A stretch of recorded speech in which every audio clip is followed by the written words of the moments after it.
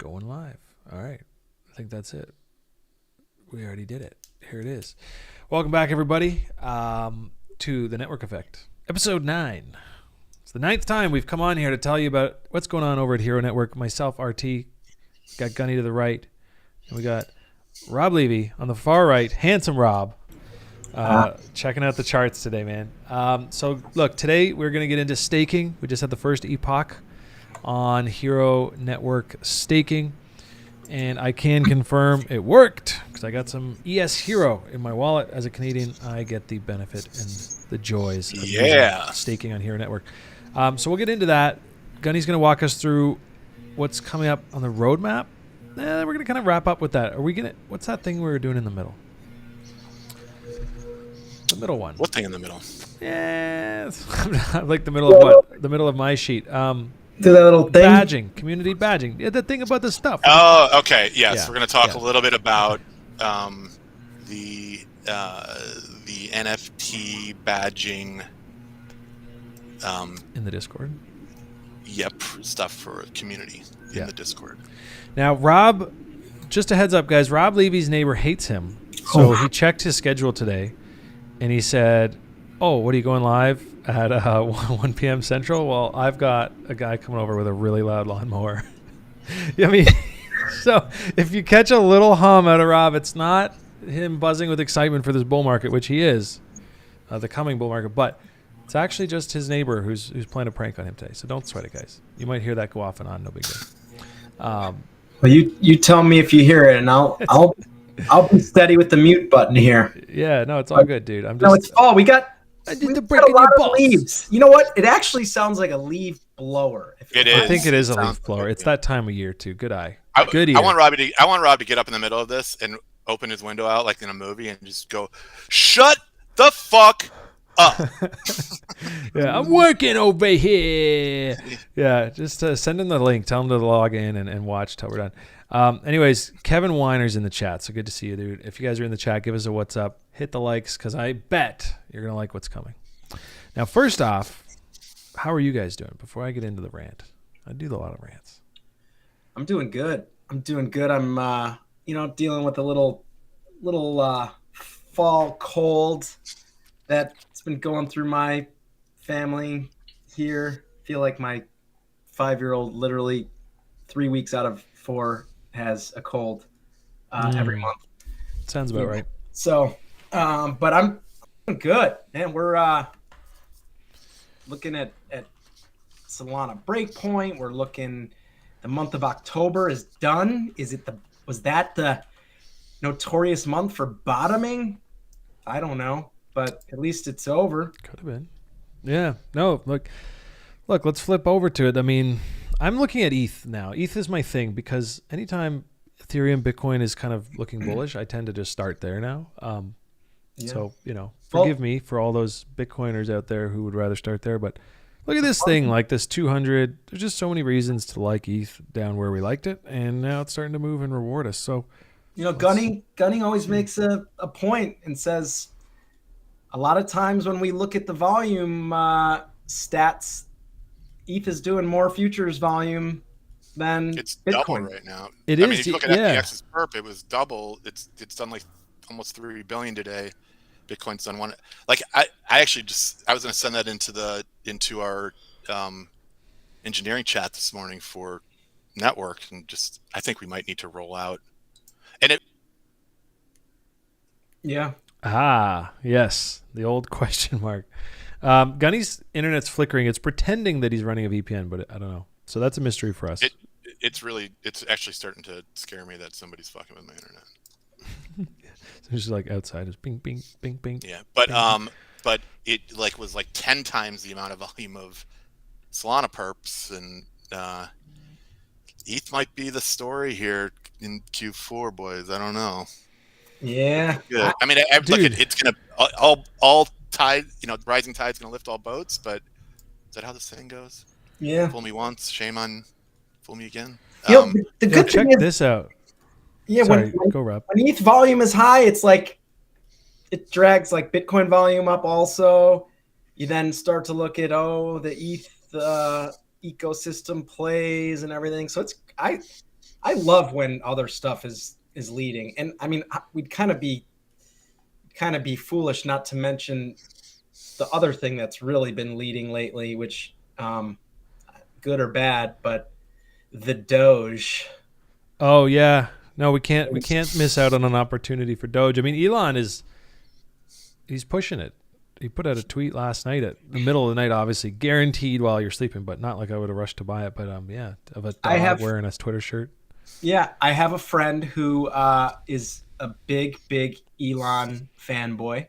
Mm-hmm. And like many have a man crush on Elon just because he's. I love him. I think the guy's great. I've never bought Doge before. Well, perps and stuff, but yeah. Yeah. I still like him. This guy is an Elon fanboy, and he actually bought a big bag of Doge, and he obviously it was up big this weekend, so I get the text message, and he's like, "What do you think's going on?" I'm like, "I don't know what's going on, but you're obviously you've done right by investing in stuff that Elon does and likes, so I can't really argue against it. I don't know what the hell's gonna go on with Doge, but holy cow, when that thing trades, it's crazy. It gets really stupid. Well, I read a thread, something, speculating on how he could integrate Doge with Twitter, how it could become like the de facto payments rail along a Twitter line, sort of like, I guess, like a WeChat has payments through it or something in China. I don't know. So like there's a lot of speculation obviously running wild. This is a sick breakout. I mean, this is a weekly W of weekly W. So, this is like any dip down to these kind of EMAs. Actually, Gunny, I wanted you to speak to, before I get into like a quick why I'm so bullish on Ethereum, which doesn't take a rocket science to figure out, but I want to run it by. It's a 2-minute spiel. But Gunny, can you tell us about the 1226 EMAs? Because I have them on my charts. People ask me why. I just say because Gunny and Rob like them. Why do you like them? What are they? They're the institutional EMAs or something? What is it? Okay. The reason that I like them, honestly, is, and you guys are going to think this is fucked. Oh, spoiler. He's about to give us the alpha. Now, guys, I'd like to just report that it was not me this time. Okay, I got my. I'm telling you this. This was like a blackjack table. I'd be flipping it over right now. Yeah. So this is so fucked with my internet. I'm really gonna have to duck out. To call somebody up. Very simply, how many users are on Coinbase? Okay. Yeah, a lot. 20 million. 100 million accounts or something crazy. Yeah. All right. So a decent percentage of those, especially if anyone was here pre-2017 and then beyond, all used GDAX, and then GDAX became Coinbase Pro. Mm-hmm. That is the default EMA on Coinbase. Okay. Good to know. I was wondering. I thought it was something from back in the day. Yeah. Yeah, and if you think about simply what technical analysis is you're just analyzing crowd. Yeah. Right? And trying to find things that everyone else is looking at so that you can take positions based on them. Whoa, look at that. I finished your sentence for you, Gunny. That's how close we are. I finished your sentence. Now, yeah. I will point out, first of all, I didn't know that. No, yeah, I appreciate He's just gonna rip open the computer and be like, "Fuck you." I do that with the Binance EMAs on my phone, or MAs, I guess.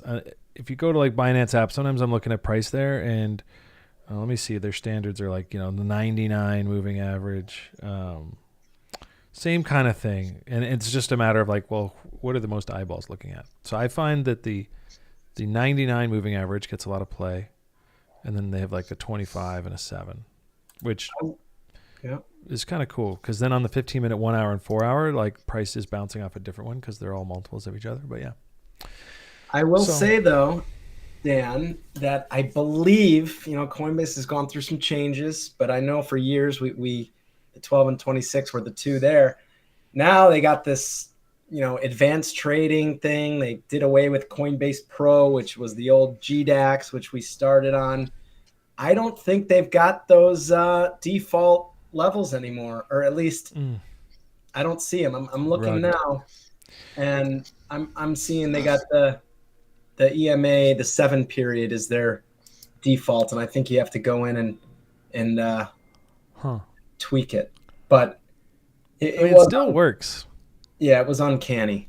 It still works for now. I mean, the reason I ask is because there's this level kind of heating up. Now, I did some bidding, locally here this morning, popped a little bit. I got out because I just decided with FOMC tomorrow and that, I think a lot of people are expecting that move down, and that's what's cooled us here, but I don't know that we get it. But either way, if we get into these mid and low 1500s on ETH, this EMA is creeping up right around this nice pump chaser zone that I love to bid. So that's kind of the dip I'm hoping to see, through the night or tomorrow. So anyways, a couple things on ETH. Gunny's getting his stuff fixed. We'll touch on this, and then we're going to get into the staking and some of the Hxro Network stuff. Objectively speaking, Ethereum has already decoupled, right? If you line up all this stack right here on the June lows, so it's not like I'm just picking a spot. I just picked the absolute low, which is reasonable. Somewhere in July, it just broke out, and nothing has chased it since. Nothing's moved up with it even now. So I think objectively speaking, like the decoupling has begun. I don't think you can argue with this chart too well. I'd love to hear some cases. But then the next question, as we always talk about, is like, what about the flippening? This is ETH Bitcoin. Raoul Paul actually posted this on Twitter, and I had to go kind of mess around with the chart. It's in log. It's all like such a certain way, but whatever. It actually does kind of fit. I recreated the chart he posted. His claim being that it's the most bullish thing in the world. I don't know about all that, but this looks really good on a monthly scale. And so when you put all that together, and then you slide over to, where's the Ultra? I have it up on my other. I'm literally afraid to talk now. Yeah. Maybe it's my voice. My voice is. Well, as the guy who just spent 2.5 hours on tech support trying to get my shit together, I feel you, dude. It's. Dude, I have enough's three, enough, so I had to call them. I have 3 internets in this establishment. Yeah. And not one is meeting. It's probably something technical. Exceptionally minimal standards of getting a thing to fucking work without blanking out.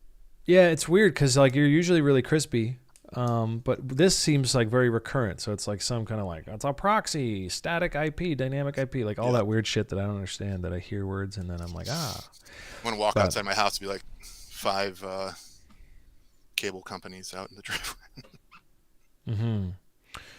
Well, look, we've got this beautiful display on ultrasound money. And now, is Ethereum going to become ultrasound money? Well, I think that kind of headline and narrative can emerge once this goes negative. It's still hovering around what Rob likes to refer as a mouse fart plus since the merge. So it's basically flat, but it's up about 2,300 ETH. What it's not up is 564,000 ETH, which is what it would have been pre-merge. So anyways, I still think there's just a wave of headlines just lurking in the shadows here. As far as like when this goes negative, that maybe when we see this monthly breakout, and that may be, a continuation of this. It's trend. A big deal. It's a huge deal that the emission of the token is a big deal. And the whole merge, like, I know I've been a pro in the markets forever, and the idea that everything's priced in all the time is like, I don't really feel that way. But it's a theory. Yeah. We'll see. I mean, we'll see what happens here.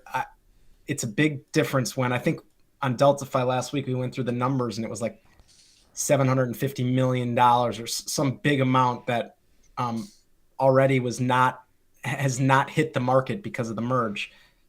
That's a big deal. So year over, on a yearly basis, if $6, $7, $8 billion worth of Ethereum, and that's at the price of 1,500, aren't hitting the market at a price of 3,000, we're talking about $15 billion worth that's not hitting the market. I think that's going to take away some real headwind. So yeah, I mean, at the bottom line is, and you guys talk about this a lot, last year, Gunny talked a lot about the idea of things repricing, right? It's like, a new thing has emerged. there's a new dynamic. We need to now reprice. The market needs to factor this in. It takes time. And that can be seen with the halvening and how Bitcoin tends to rally in the year following the halvening, not always leading up to it, even though you could mathematically reprice it in advance. So it seems like that's what we're getting. And I don't think there's any better chart to illustrate it than this one. Well, and then you've got the follow through of like more and more stakers, right? People want to stake 32 ETH. So as more and more people like want to stake, that's flows that count also. So, we're going to talk about Hxro Network staking soon. And that's a big deal when, you talk about this epoch that I think had a pretty epic yield. Then people go and be like, wait a second, I think I'm going to buy that coin and stake it and participate in the network and all that. And we'll see. I mean, ETH, listen, the merge was a big change, like monstrous change. And, it all went down while we're in this macroeconomic global quagmire of just shit. And with risk off and no one knows what the heck's going on. So we'll see. I mean, is it a beach ball underwater? That's a great analogy. I love that one. Yeah. I wanted to use it today, but that's how I feel. It could be, but we'll see. We'll see what happens here. I think the bottom line is they're evolving. The whole space. Now, speaking of staking, great segue, because this is the network effect, not DeltaFi, and I have to catch myself because all I want to do is talk charts and markets. But we are here to talk staking, Epoch 1, and I've kind of mucked up with a little bit of redaction. I've redacted my own stake portal to just kind of illustrate here what the 4x multiplier, it was significantly, I mean, it was about 400% more than the 1x, but like... or what is that, 300%? I don't know. Anyways, a lot. This is it. This is what it looks like. It was a lot. I think, Gunny, you have some numbers, something like 112% for a max lock stake. Yeah, I can't. Maybe I'm looking at Twitter. Oh, there we go. Yeah, so I think the base. So if you were max staked, and this is linear. That's gonna piss him off. There he is. Oh no! Trust me. You see how you're crying right now, but it's just you flickering. No! Imagine when that happens if the whole stream died, because that is the feeling I get. I got to go into my mechanical room and tell the little gerbil on the wheel to run faster. So, I'm going to say this quick because I'm going to get knocked out again. I think that first one, based on that 77.6 million effective stake weight, so basically it was about 27 million Hxro, that the average staking period is a little under 2 years, like 1.85 years. There is a multiplier for depending on how long you stake. So again, if you're staked for the minimum period of 1 week, there's no multiplier. You just get your base stake weight, all the way out to if you stake for 3 years, you get your base stake weight plus 300, so 400. 400. Oh, he almost got that whole thing in. Anyways, apologize in advance, guys. This is the way she goes. So 400% total. Yeah. No, and so in this first drop yielded 112.5% annualized APY, based on the 833,333.3334 ES Hxro that was staked, or that was dropped. So there is going to be 11 more epochs. They drop every 2 weeks. So the next one will be sometime between today and November 15th.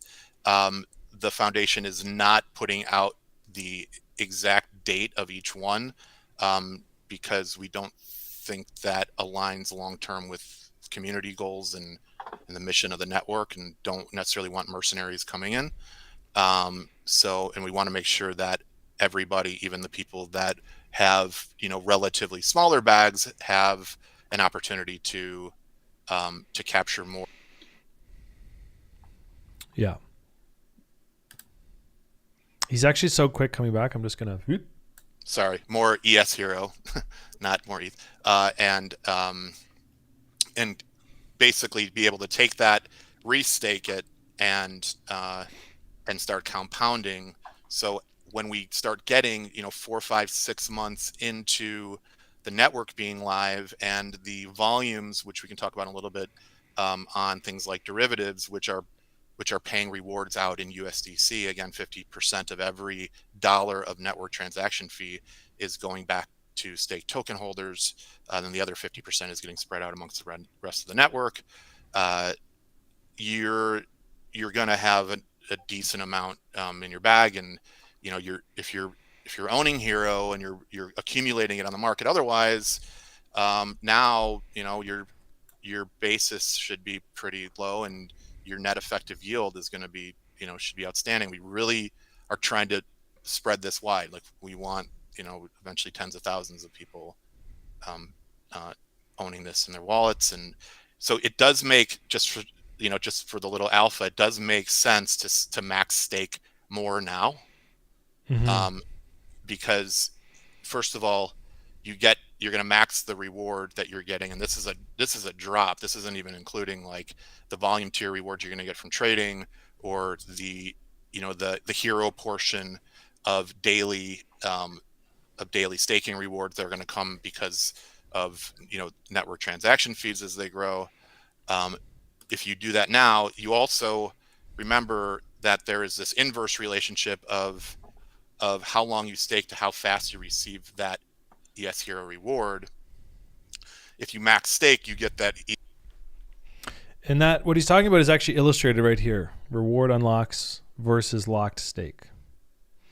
So you can see that on why this. don't you explain this part? Because You can see it. You can see it here.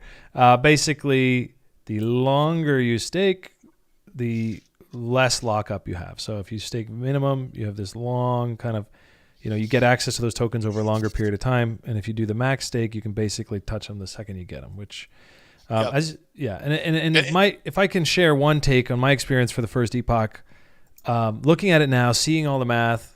I mean, obviously, I'm in this thing for the long haul, but I like to swing trade. So I'm like, I don't want to lock stake the whole thing.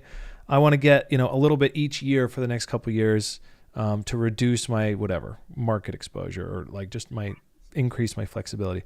After getting those first epoch rewards, I'm like, damn, that 4x is a significant. This is the majority of what I've got here.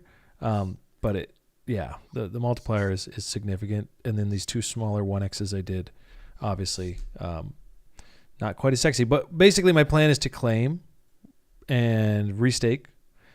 So I'm working through that. I just had to get like swap apps on my ledger and all that. So anyways, so I mean, I'm pretty thrilled with it. And if for anyone, like, for what it's worth, my strategy is to really long-term, like, I'm looking at this USDC fees. That's what I'm caring about. So right now I see it as like my ES Hxro accumulation, so that I can stake that and actually get what I, longer term care about, which is like network fees. So that's my strategy anyways. I don't know what's optimal. I like it. With that, how do you feel about Solana DeFi? The experience pretty silky and nice, huh? It is. The one-click stuff, and I don't even use that Solaris, whatever that one is. I use Phantom, so it's not quite one-click. It's like one click and then approve. But it is. It's really smooth. And look, I've talked to you guys about this. I've asked you in private, what's going on with this Solana? Is it shutting down? It's in beta. Like, you have to have a leap of faith in the sense that, like, these kinds of things will improve. They'll have like a Solana V2, Solana V3, some new development, some new launch. I mean, Ethereum sucked in 2017, right? It was slow, expensive. The throughput. It sucked in 2018, right? It sucks now. No, but these things take time. And I think when people tell me like, oh, that thing is so beta, it doesn't even hardly work. That's cool, because I feel like that's pretty much where it's priced right now. It's like, if it was the supercomputer of the world and the NYSE is running something equivalent on it, it's probably not going to be like a $30 coin. So I'm down with that. And the DeFi experience is good. And so it's a bet on Solana DeFi for me, but it's also like a higher beta play in that it's like that liquidity network. Anyways, I'm getting into like why I'm such a moon boy right now on Hxro, but that's a different conversation. What I wanted to point out is that I am staked, and these are some of my stake weights, and I'm kind of missing the 4x right now. I feel like we're the only it's the only ecosystem in all of Solana that has real kind of those DeFi token economics. It's pretty incredible. It's the first really good one I've heard of. I've been sorely disappointed with some of my DeFi forays on Solana so far. I know, like, Serum originally was like almost unusable. But that, Open Hero messing around on the beta last week, just that one click, it's smooth. It's still, I've got faith in smart people that are well funded, figuring out a lot of the stuff that we're dealing with right now, that I'm dealing with. That's right. I should say that I was dealing with last year. I haven't touched it other than Open Hero for a while. So anyway, so that's the staking thing. If you guys have questions, hit us up in the chat here. I believe you're going to be live later today, Gunny? Yeah, right after this, I'm gonna hop into the Discord and just be up on stage. If you want to come up and shoot the shit, and just I'm there to answer any questions and kind of just go. Yeah, and go through everything. And I'm going to get really good at finishing your sentences. Anyways, and we're going to figure out that internet flip. Yeah, on that stage, I'm pretty sure I won't be internet dropping. Yeah. No, we're actually watching you age like 1 year. Each time you flicker back on, you're like, ooh. Dude, this is like burning a hole in my stomach right now. I feel you, dude. It's, I mean, at least you're the boss, right? When I'm doing it and it's like the whole stream crashes, I'm just sitting here like, like what the fuck? What the fuck? So anyways, I was going to say something about, I'm not getting into that news. Oh shit, just dropped the maker founder thing and the thing. I'm like, we can't talk about that right now. It's just too deep. No, that is really like I'm kind of afraid to talk about that, to be honest. No, I don't want to talk about it. It's real weird shit going on. Real talk, no talk. Okay. Badges, community badges. Maybe Rob, I don't know if you prepared all this. Just give Gunny a break on the flickering, or we could tag team it. Do you want to talk a little bit about the community badges? We can. I don't know. Gunny, did you want to? How detailed you wanted to get here? I don't know if he was. Or do you just want to go maybe high level on the badges this week? Maybe I can start high level on it, and just what the thought is. Yeah. All right. Put it simply, we what Hxro Network is a trading primitive, right? It's a big DeFi trading primitive, and again, I'm going to drop here. So when I drop, I'm just going to pause, and I really fucking apologize to everybody. This is super embarrassing, but our background, mine and Rob's background and careers really started.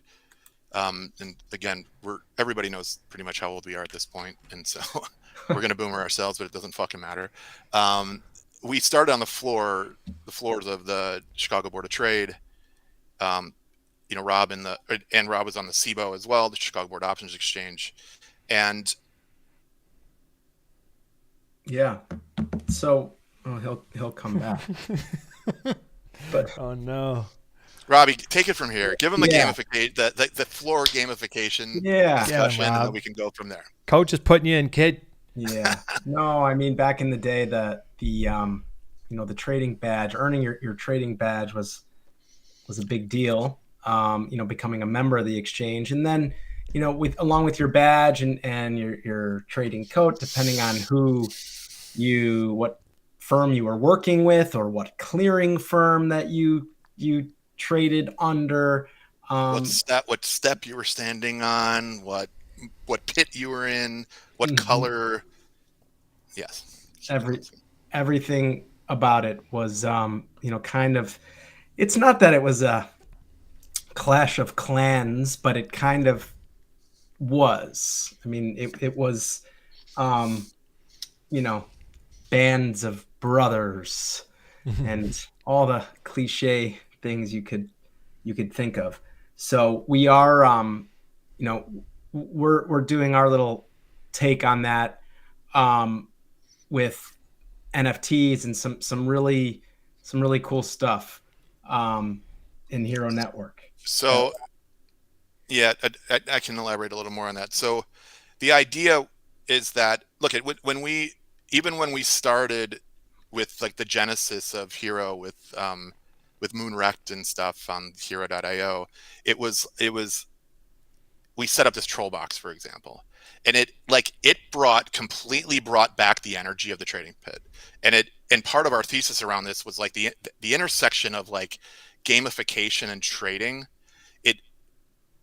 It never really occurred to you at the time, but it hit the hardest on that trading floor. Because if you think about the status that came with like being on the top step or having a full seat or being a member versus like when I went down to the trading floor and started, like I didn't know a fucking soul down there. Like I had to go down there and get the worst job.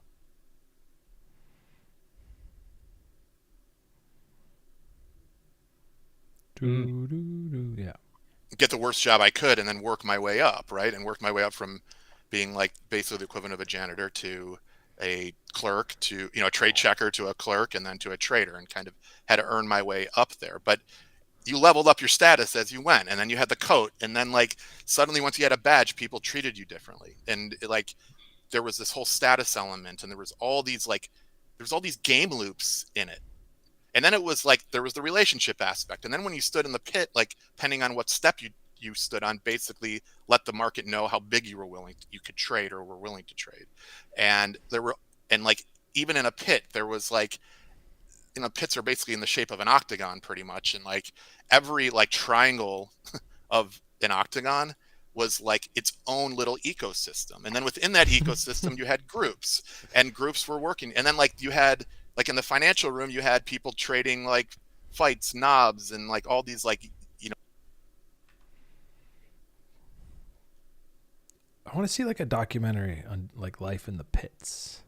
They traded these big spreads, and these. I'm just picking up where I left off. Right? Yeah, no, you're doing really well with it. Yeah, thanks, man. I'm not even getting mad anymore. I'm just fucking making it work. And so you had teams, and like so you had teams, and then you had like, you had the guys from Goldman and the guys from Morgan and the guys from Carr and the guys from like all these different houses, and there was all this like. There were the equivalent of influencers down. Like it was all of it. It was the biggest MMORPG in the fucking world, like in finance. And it just brought it all together. And when we started in crypto, we were like, man, like we should try to recreate this. And we kind of did it in that first gen of Hxro, because like the first thing we did was created a troll box that we called the pit, the trading pit, that now the pit is kind of transformed with labs. But it worked. It like, because everybody was around trading. Hey Rob, how you doing? Oh, that pit was like lightning in a fucking bottle, and it really helped with engagement. And it like what it really caught was like all of the game loops, on top of just like the way that UI for Moonrect was built, which is on its way back to the surface, just FYI. But yeah, so we can talk about that in a little bit. But we captured kind of one piece of it, but now when you're doing community building at scale, there was no better community that had to do with trading than being down in an exchange. And like we know that model backwards and forwards, not only at the operations level and like everything that we're building on chain, but we want to recreate that in 2023 in the Hxro ecosystem. And the way to do that is to create this, this badging system. now we're getting to the good stuff. Stay tuned. So creating this badging system and this leveling system that is not so much about Hxro just like building an NFT or creating its own NFT, which could sound like, what the fuck is Hxro doing an NFT? Like, it doesn't, it's kind of just like a right turn, and it seems like it would be. Well, it's not a display picture. Let's just be clear, right? Right. So how are we doing it? The reason that we're doing this is a few reasons. One is we have some basic kind of elements in the ecosystem that we're going to include as like ways to basically level yourself up in the ecosystem, whether you're a trader and whether it's through volume or whether it's through being a beta tester, as new applications come on, which is another huge part of this that I'll talk about, or being a trader that is like, one of the bigger traders in the ecosystem, or just interacting, engaging in a positive.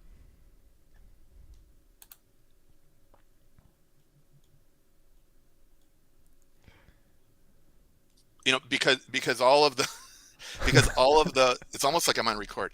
And because all of those um, those actions produce positive value for the person and for the community as a whole. And that could just be someone who's very active in the Hxro chat or active in the pit, and like and maybe providing positive content to the pit or I was gonna say, chat. like, specifically being super positive in the You don't have pit. to be a trader. You just don't. It's not about. It's just about being part of something that's larger than you are, and really focusing on helping to grow the community. And it can't just be us. This is a community effort from day one. So, and so we reward that by giving out these NFT traits. And let's talk about what it looks like in the old world and what it looks like. I just feel like I want to get like a quick side convo in that we continue when he's off. Okay. In the trading, in the old trading exchange, that was like I was talking about. You had a trading coat, you had a badge. Your badge had a picture. You had an acronym that you could come up with that if Rob was like RL or mine was GNY, which everybody unfortunately called me Gyne. But Goina. Yeah, because gun was obviously probably one of the first 5 that was ever taken. So, those are some of the base things that you learn. But here's the exciting part.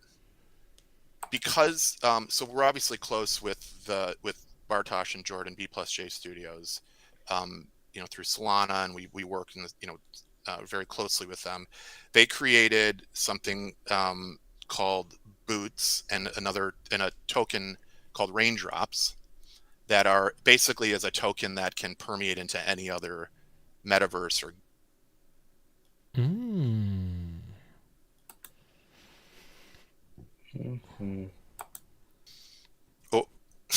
or NFT. And so this is actually a really good exercise that I'm doing this right now. And so so basically what we're going to be doing, and I'm not going to announce with who yet, but we're going to be partnering with some like pretty mega big, it'll start in the Solana ecosystem, some pretty mega OG NFT projects. And we already know that those NFT projects are coming off of like big runs, right? Like the huge communities there, mostly made up of retail degens. Like anyone who owns NFTs for the most part is like trying to trade them in some way, which means that they have some degenerate traits to themselves. And the way that we do this is we're listing out what the different statuses are, the status different status you can earn. And I'm back. Oh, so I don't know what I missed, but sound even better. No, Holy we're not. cow. Oh, just magical today. I don't know if we're back yet. We're gonna give it a second. I think we are. I flipped to my third internet. Okay. If this works. Okay. Good. If this goes out, I'm pants on. We're all running. Everyone run to the hills. If we cut again, just get out. So so the idea is that we work with the artists of each project. We work with the project communities.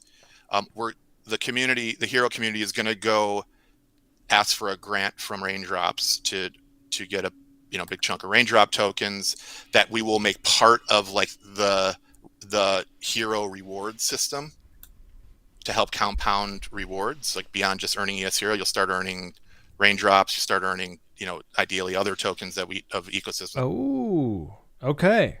This is news to me, actually. I didn't even know this guy. So we're back.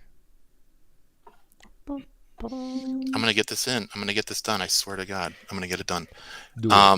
And the cool thing is that so every NFT project will have its own kind of variation of that level so like in a Degen Apes context, like a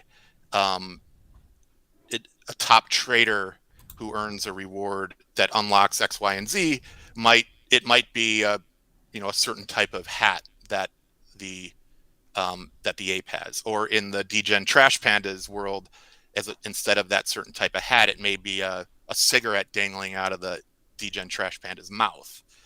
and thinking about these things in the context of like today's world and within these ecosystems, as opposed to saying like to the artist, oh, it needs to be a trading code. Oh, it needs to be a badge. Like the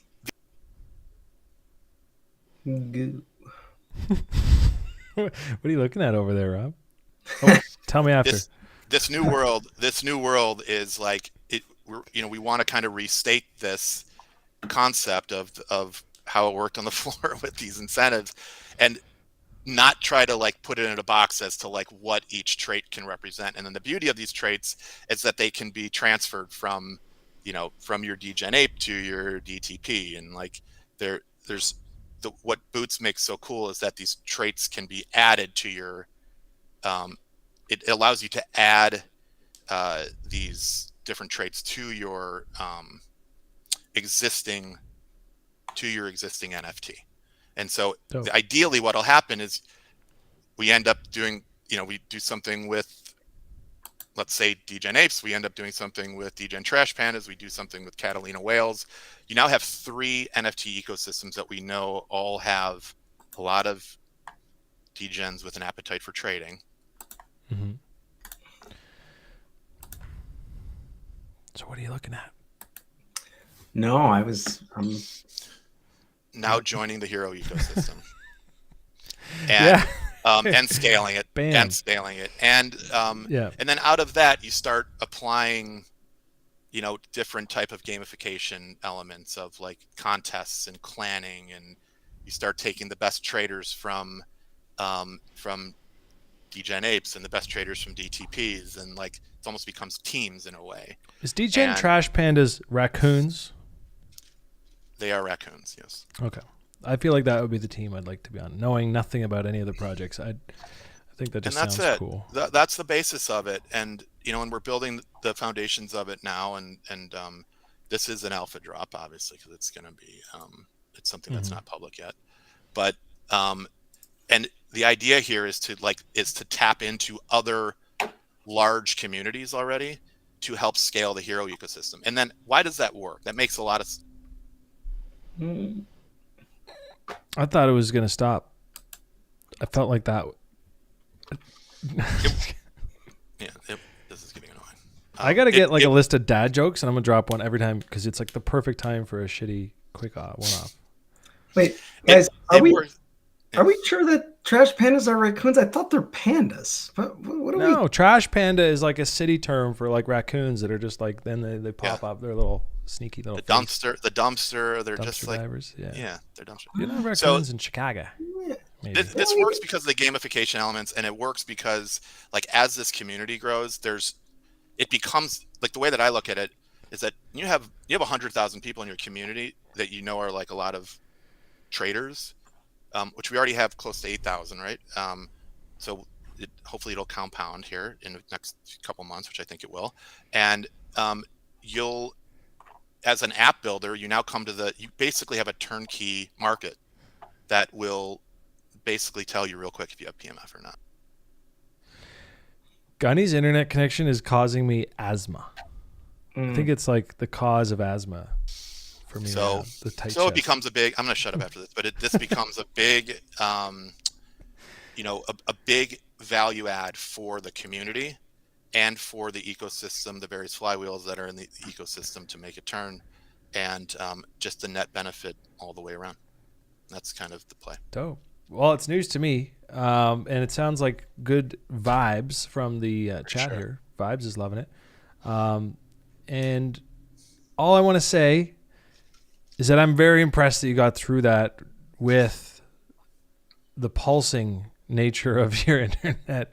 I think a lot of people might have just said, fuck it, quit, we're going to circle back. And you're just like, nah, today's the day. We're going to do it. So I appreciate you, bro. Look, we're going to sift through this one as a technical thing in the off days. Now, look, we're going to wrap today in a moment. Not yet, because I want to hear about the roadmap. We have a couple things coming up. V2. I heard some V2 whisperings from you pre-stream. You had a couple dates for us. What can we look forward to going forward? The 15th was a day, I think. Oh, did you ask me? Yeah, or anyone who knows, raise a hand. No. Okay, so yeah, obviously derivatives are well underway. Small growing group of beta users. The couple of market makers starting to get in there, which is good to see. Still largely trading on small lots. I'm going to go out in 3, 2, 1, and Thanks. but we're starting to see more consistent trade there, which is great. And then I think over the next 2 to 3 weeks, you're going to see a lot, a nice big jump, and probably after the next couple of weeks will be, become more tradable as opposed to like feeling a little more like a test ground. So, nice. That's one. And then obviously out of that's going to come USDC rewards, which is exciting. And next month should. Boom. Next month. Yeah. Next one. I think he was going to go into parimutuel, but yeah, next month should come the volume tier rewards, which we'll talk about in the next couple episodes again. And then hopefully we can start lifting the capital blocks a little bit and expanding the trade. So that's all in motion. Wheels are turning, which is awesome. The other part of the network that we haven't talked too much about is parimutuels. And parimutuels are effectively these what are called floating strike options that have parimutuel payoffs to them. We don't need to get into what that is, but we built a protocol out that is the foundational infrastructure all on chain to facilitate these parimutuel type markets, these dual outcome parimutuel markets. And if you look at, if you've ever been on Hxro.trade, that was a centralized version of it, those parimutuels that are there. I think that we're getting into parimutuels now, which is if you were an OG Hxro guy, it was called Moonrect. So what's happening is November 15th, we should be live with the V2 of the parimutuel on mainnet. And what that means is that the SDKs and everything will be ready with the SAM pools. And if you guys remember, you can go back and look at our docs of what the SAM pools are. This is kind of one of the first things that we talked about a year ago when we first started building for Hxro Network. SAM is Smart Automated Market Maker. This is a system, a protocol that allows to have liquidity pools to create more consistent liquidity in these parimutuel event markets. And it happens on an automated basis. You will be able to go into a liquidity pool and put money into it. There is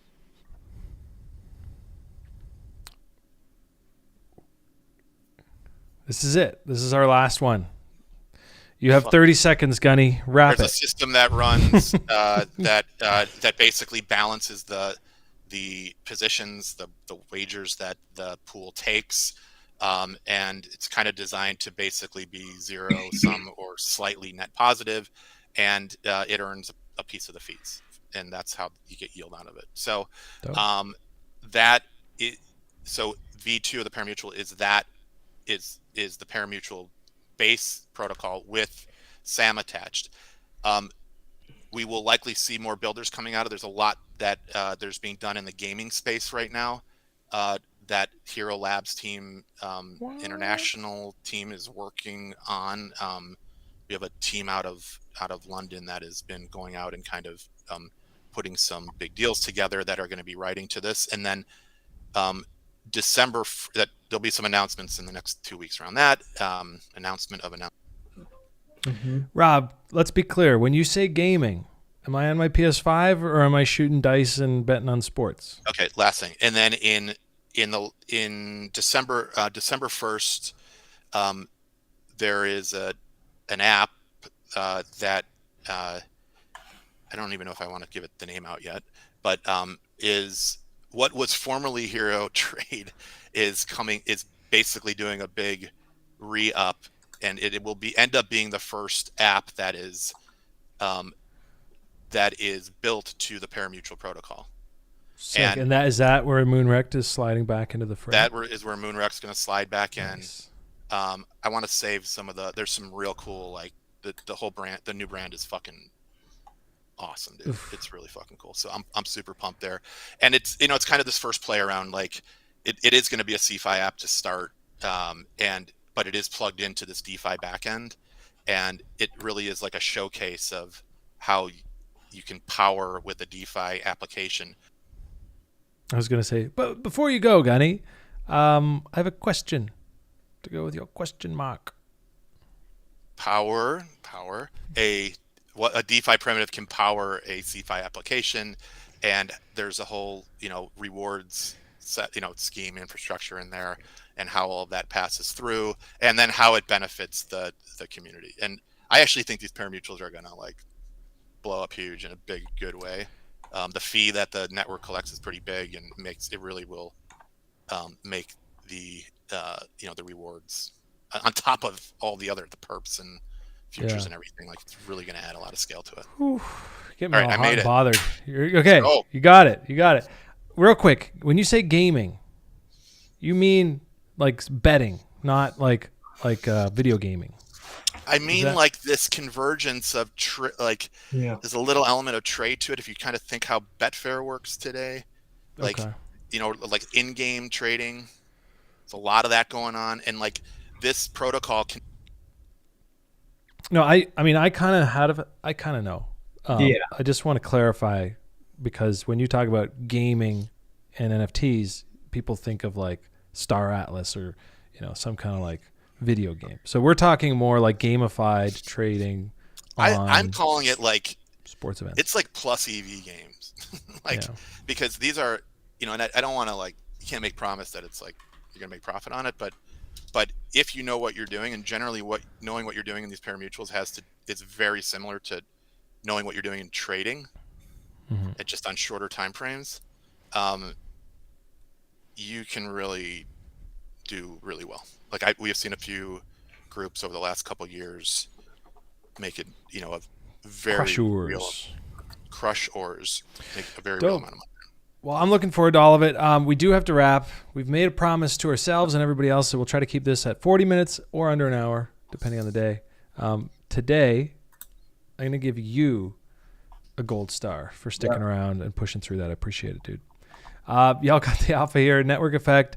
It is Tuesday, which means Thursday I'll be back live solo. We're going to go more in depth into my bags. No, just kidding. We're going to get into like Ethereum and some of the other stuff going on in the market. Really what I'm looking for, and this is sort of an alpha drop to what I plan to expose and talk about on Thursday, evolve, is like, let's find things that are going to outperform Ethereum. If my thesis is that ETH is going to lead, Bitcoin I think is bullish versus USD.